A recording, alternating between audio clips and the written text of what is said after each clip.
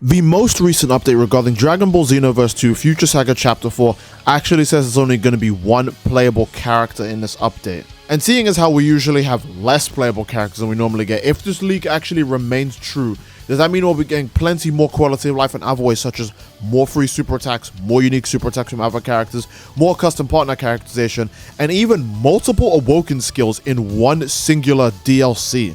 And we know Bandai Namco Dimps already has files for custom characters being able to go Super Saiyan 4, Super Saiyan Rose, Full Power Super Saiyan, and Legendary Super Saiyan, so it's not too far off to say that these are all entirely possible. Hello everyone, it's me again, SteveOG here, back in the old Dragon Ball Xenoverse 2. I wanted to talk about the quick potential, how if we're only getting one character in this DLC pack, that might mean that we're actually going to get multiple Awoken skills, and I don't just mean, you know, Ultra Super Villain and Super Saiyan 4. I mean there's a good chance that we might actually even get Power Awakened, Orange for Namekians, more forms for Margins, and even Black for Freeze Ray, since anime content and manga content is now in the same continuity especially.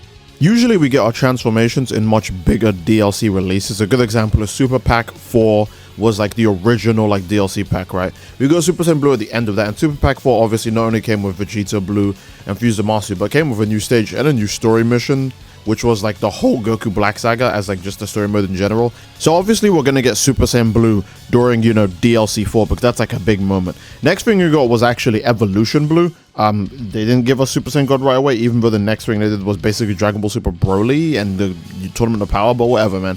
They give us Evolution Blue during the free DLC character pack, I recall, of obviously Blue Evolved Vegeta, Super Saiyan God Vegeta, and Rebrand. And then we got Super Saiyan God later.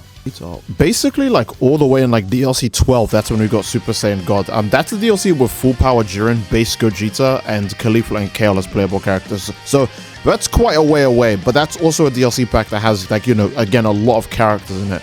We usually seemingly get transformations and all these power-ups during big character packs. I think the only time that doesn't really count is like Hero of Justice Pack 2, because that was like, you know, that was 3 characters, and again, 2 of them were Piccolo. They could have probably just made the one character that turns into Orange Piccolo, but whatever.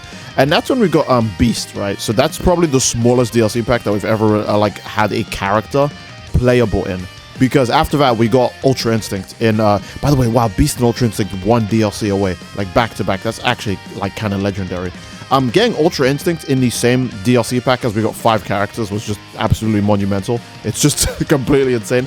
I don't know if we'll ever get another period that's like that full of content like that ever again. But in the final DLC pack, if we are only actually getting one character, it makes it kind of hard to believe that we'd get a new transformation, since transformations seemingly always follow, you know, tons of DLC content.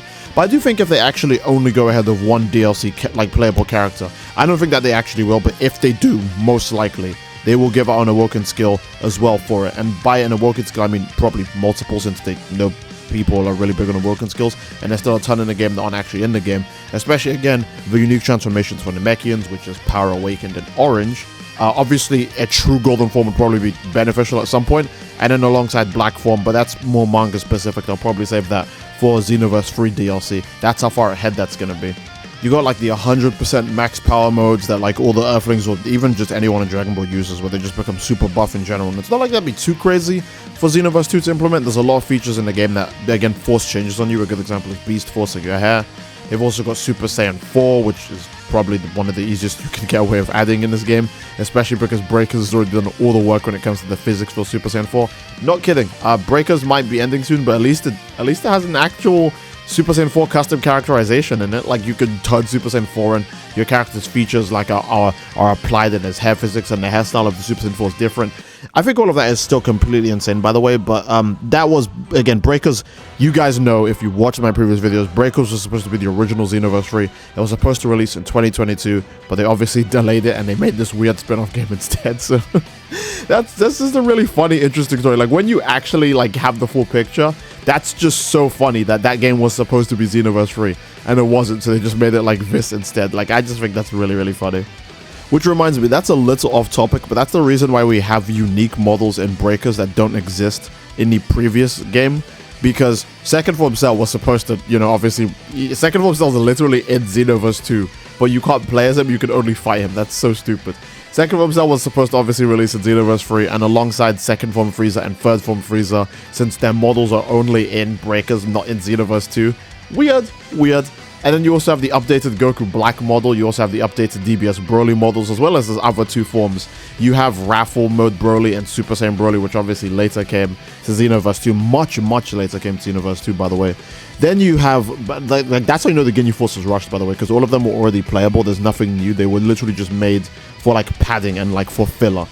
And don't even get me started on Dragon Ball Z Broly. Holy crap, man. Like, not only did we have the amazing, like, DBZ Broly model that's in Xenoverse 2, and by the way, yeah, original characters of transformations. Didn't even talk about that. Original character transformations are obviously getting better and better, because before we had, you know, the OG generic transformation animation, like when you go Super Saiyan 1 or Super Saiyan 3 with Goku, or if you go Potential Unleashed of Gohan, or even Super Vegeta with Vegeta, right? Now we have these insane ones, like the Broly walk down animation, like even Kappa and Gogeta, who are like earlier kind of DLC characters. Now they have the generic Super Saiyan transformation modes, but like the walk down that like Transforming Z Broly has, and like the insane power up that like DBS Transforming Broly has, those are crazy, man. Those are crazy. Oh, bro, I'm just thinking about the Breakers Z Broly model. See, that would be the Xenoverse 3 Broly model, because look how different that is to the Xenoverse 2 model. It's genuinely just insane amounts of quality, and that makes no sense to do for a game that's literally gonna die. Like, the update that's going on for Breakers right now is the final update. They had no reason to update Z Broly's model so the game could die. Like, that was just gonna be his Xenoverse 3 model. But that's enough about Breakers and Xenoverse 3 and whatnot. Let's talk about Xenoverse 2 again. Now, obviously, we got Beast and Ultra Instinct back-to-back, mostly because the Superhero DLC was actually, you know, before the new biggest DLC pack in Xenoverse 2, with 5 playable characters, a new story mode, a bunch of new extra content. But also because, obviously, Xenoverse 2 was entering a new saga, a new era, so that's why, obviously, they were like, hey, why don't we just give the fans the long-time, like, go-to transformation that they've seen for ages now, Ultra Instinct. And I think that's actually obviously extremely fair.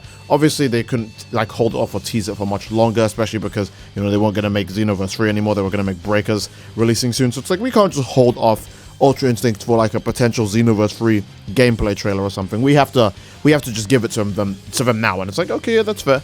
And another thing I wanted to bring up that I think that's very important is obviously they are going for the big transformations now. We got Beast, which is like, you know, the newest movie transformation. We got UI, which we were previously told was going to be Goku exclusive and they'll never do it. It's probably more believable or acceptable for them to add insane stuff. Like, again, I'm not saying Super Saiyan 4 is particularly insane, but that's another transformation that you could also say is kind of Goku exclusive and that they can easily do it, because look at Breakers. Another one I think that's a pretty easy one to get away with, that's also in Breakers, is Legendary Super Saiyan, because if you guys have actually played Breakers, you will know that not only is Legendary Super Saiyan, but Full Power Super Saiyan is a form in that game. Now, obviously, the way you transform in that game is very different, but regardless, there is a state in the game that forces your character's head to go green, gives you the unique key, gives you the power-up, gives you all of the key blast colors, makes your character's model buffer, etc., right? They have those effects in the game, so whether the next DLC pack wants to do Legendary Super Saiyan or Full Power Super Saiyan, obviously that would be Saiyan exclusive as well, but it wouldn't be